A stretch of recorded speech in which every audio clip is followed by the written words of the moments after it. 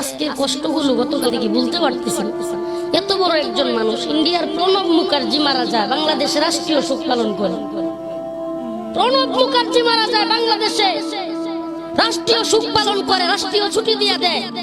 আর আমাদের আধ্যাত্মিক রাহবার এদেশের কোটি কোটি মানুষের প্রাণের স্পন্দনকে জাতীয় ঐক্যের জানাজা পড়াইতে দেন বদমাইশগুলো।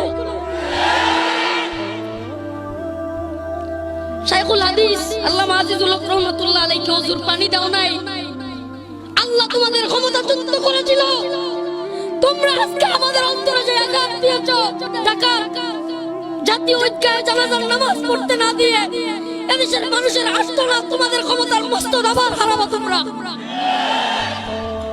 বাংলাদেশের একজন আলেম দ্বীন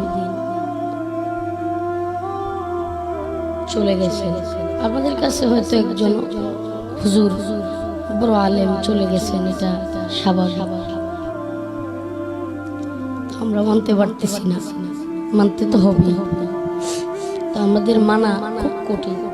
আজকে আপনারা যে রফিকুল ইসলাম মাদানীকে পাইছেন, দাওয়াত করছেন, এত দূরে নিয়ে আসছেন, এত সম্মান, এত মহাব্বত করে, আমি এখানে বসে কথা বলার যোগ্য না।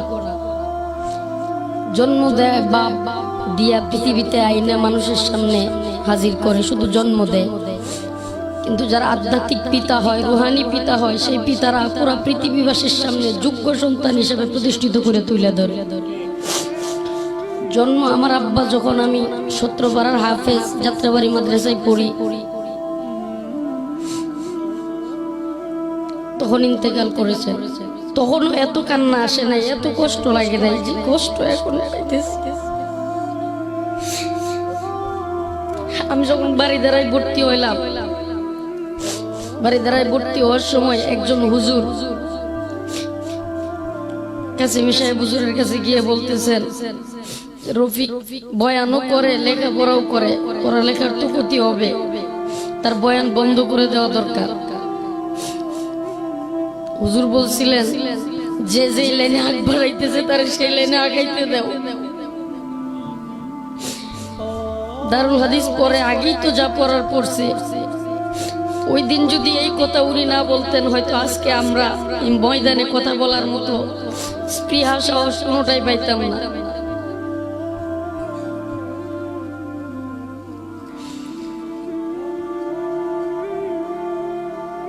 বয়ানের মঞ্চে বসলে হুজুরের কথা মনে হইতেছে। আমি শুধু আপনাদের সামনে হাসি, একটু দোয়া নেওয়ার জন্য, কথা বলার মতো কোনো 2-3 দিন যাবত নাই খাওয়া, গোসল, ঘুম, দৌড়াদৌড়ি, হসপিটালে একবার যাই, একবার মাদ্রাসায় আসি। হুজুররা মাথায় হাত দিয়ে আইবি সাহেব, মামুনুল হক সাহেব সবাই বোঝাইতেছে।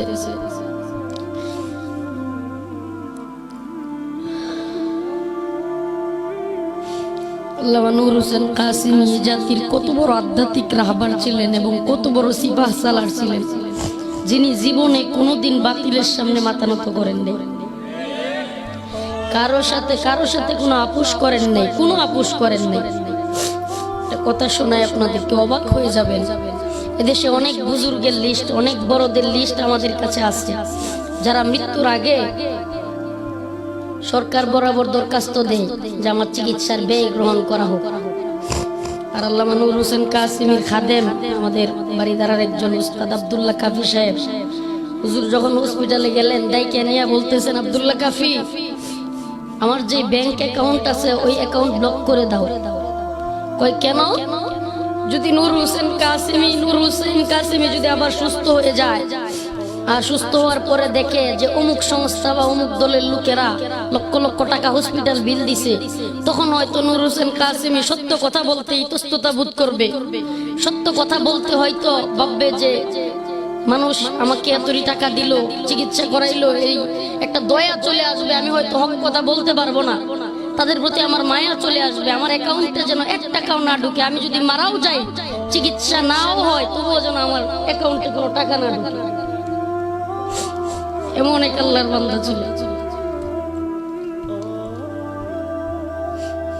সারা দেশে আপনারা তো দেখতেছেন কত ধরনের ফিতনা, মাদ্রাসাগুলো নিয়ে সন্তানের ফিতনা, বিশেষ করে স্পষ্ট বাড়িধারা মাদ্রাসায় বলে গিয়েছেন নাইবে মুহতামিম নাজমুল হাসান সাহেবকে যে আমার ছেলে যায় জাবের কাসেমি, তারে তোমরা কোনোদিন আমার মাদ্রাসাগুলোতে শিক্ষকের জন্য আনবা না।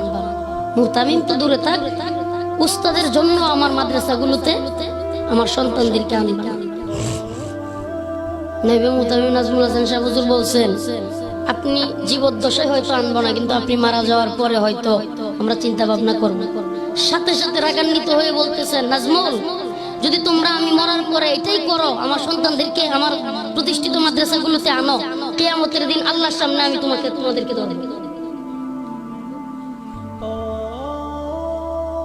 কিয়ামতের দিন আল্লাহর সামনে আমি তোমাদেরকে ধরবো। অথচ কত উস্তাদদের সন্তানরা বাবার পরে মুহতামিম হয়ে যায়, ওঠো, যোগ্যতার দরকার হয় না। অথচ বাড়িদারার হুজুরের যে জানাজা পড়াইছে জাবের কাসেমি ভাই, আরেক মাদ্রাসার মুহাদ্দিস, সুনামধন্য মুহাদ্দিস ঢাকার ভিতর, তবুও বাড়িদারাই আনবেন না, সুবহানিয়াতে নিবেন হুজুরের নিষেধ। এমন অসংখ্য ঘটনা বলতে পারবো, এমন অসংখ্য স্মৃতি যেগুলো এখন হৃদয়ে তুলপার করতেছে। কি বয়ান করবো আপনাদের সামনে? গত কিছুদিন আগে আমাকে নিয়ে একটা বিভ্রান্তি তৈরি হয়েছিল, তখন আমি বলছিলাম আমি আর ওয়াজ করবো না, হয়তো অনেকেই দেখছে। হঠাৎ করে হুজুরের খাদেম, আমি বাড়িতে বসে রয়েছি চেয়ারের মধ্যে, হঠাৎ করে মেসেঞ্জারে ফোন আসছে হুজুরের খাদেম, বলতেছে, রফিক ভাই হুজুর আপনার সাথে কথা বলবো। ফোনে হুজুর তেমন কারোর সাথে কথা বলতেন না, অথচ খাদেম আমাকে বলতেছে, আমি অবাক হয়ে গেছি। ফোন ধরতেই বলতেছে, বেটা ময়দান ছাড়া যাবে না, কে কি বললো সেটা শোনা যাবে না, ধৈর্য ধরো, চুপ থাকো। যদি তুমি সত্য হও, লক্ষ লক্ষ মানুষ যদি মিথ্যার পক্ষে কথা বলে, তুমি যদি সত্য হও, তারাই মিথ্যা হয়ে যাবে, তুমি ঠিক থাকবে। হক কথা বললে শত্রু থাকবে। এভাবেই এই কয়েকটা কথা বলেছিল, কোনো জবাব দিতে পারি নাই। আজকে কেমন জানি মনে হচ্ছে আমরা পিঠটি হারা হয়ে গেছি, মাথার উপর ছায়া নাই। যে কোনো জায়গায় গেলে বুকে সাহস নিয়ে হিম্মত নিয়ে কথা বলতে পারতাম। মনে হয়তো যে কেউ কিছু বললে, আমাদের পিতা আছে, কেউ কিছু বললে দেশে আল্লামা কাসেমি একটা হুঙ্কার দিলে ঢাকার রাজপথের অলিগলি গরম হয়ে যাবে। কেমন জানি দুর্বল হয়ে গেছি।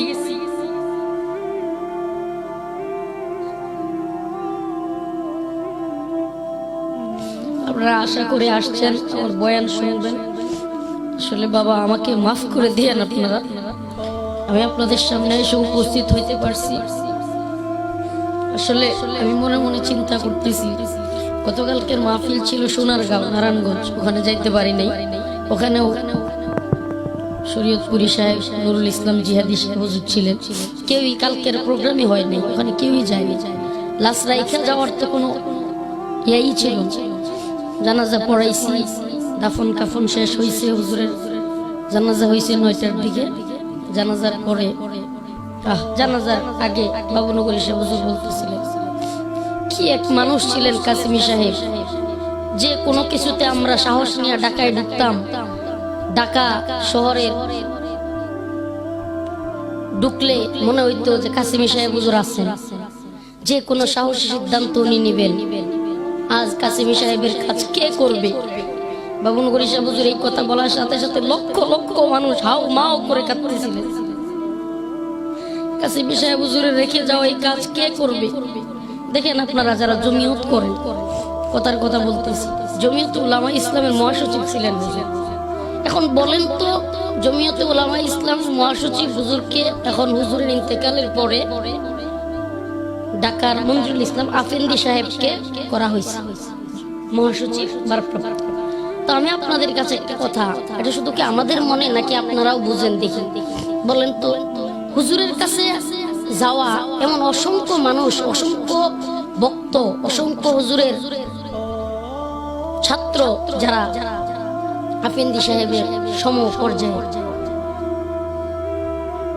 আফেন্দি সাহেব হুজুরকে দেওয়ার কারণে আমরা অখুশি বা নারাজ এটা বলতেছি না, কিন্তু কাসেমি সাহেব হুজুরের জায়গা কি পূরণ হওয়ার? আফেন্দি সাহেবকে দিয়ে কি কাসেমি সাহেবের জায়গা পূরণ হবে? এগুলো মনে হলে, এই যে আপনাদের এলাকায় হুজুর কয়েকদিন আগে সফর করে গেছে, এই তো কয়েকদিন আগে। আমি জানি আমিও আসার কথা ছিল, প্রোগ্রামের কারণে আসতে পারি না। আপনারা সিলেটবাসী যেই আপ্যায়ন হুজুরকে করছেন, হুজুর যাই আমাদের কাছে বলতেন সিলেটের মানুষ আমাকে খুব মহব্বত, সুনামগঞ্জের মানুষ আমাকে অনেক মহব্বত।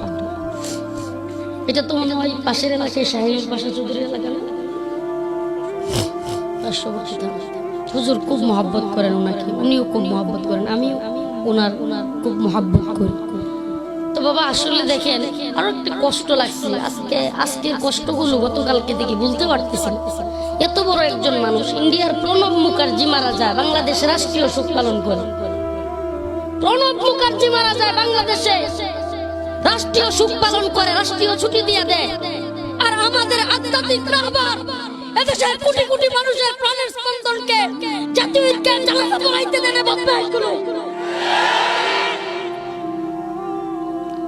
শাইখুল হাদিস আল্লামা আজিজুল হক রহমাতুল্লাহ আলাইহি হুজুর পানি দাও নাই, আল্লাহ তোমাদের ক্ষমতা যুক্ত করেছিল, তোমরা আজকে আমাদের অন্তরে যে আঘাত দিয়েছো, সুরাটি উদ্যান ঢাকা জাতীয় ঐক্যের জানাজার নামাজ পড়তে না দিয়ে এদেশের মানুষের আর্তনাদ, তোমাদের ক্ষমতার মস্ত দাবার হারাবো তোমরা।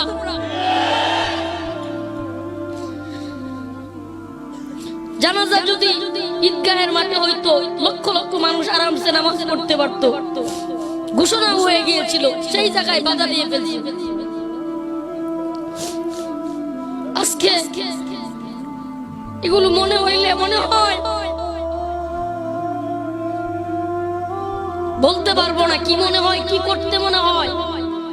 আমাদের যতটুকু আমাদের পাওয়ার, যতটুকু শরীর, এগুলো খেয়াল থাকে না, মনে হয় যেন প্রণব মুখার্জি মারা যায় ইন্ডিয়াতে, এদেশে শোক পালন করে, এদেশের মধ্যে শোক পালন কইরা এদেশে আনুষ্ঠানিকভাবে রাষ্ট্রীয় শোকের ঘোষণা দেওয়া হয়। আর এদেশের একজন কোটি কোটি মানুষের হৃদয়ে ভালোবাসার স্পন্দন জানাজা প্রমাণ করে বাইতুল মুকাররমের আশপাশ চতুর্দিকের রাস্তাঘাট সব ব্লক হয়ে গেছে। আপনারা যারা দেখেছেন জানাজা প্রমাণ করে কত বড় আল্লাহ ওয়ালা ছিলেন তিনি।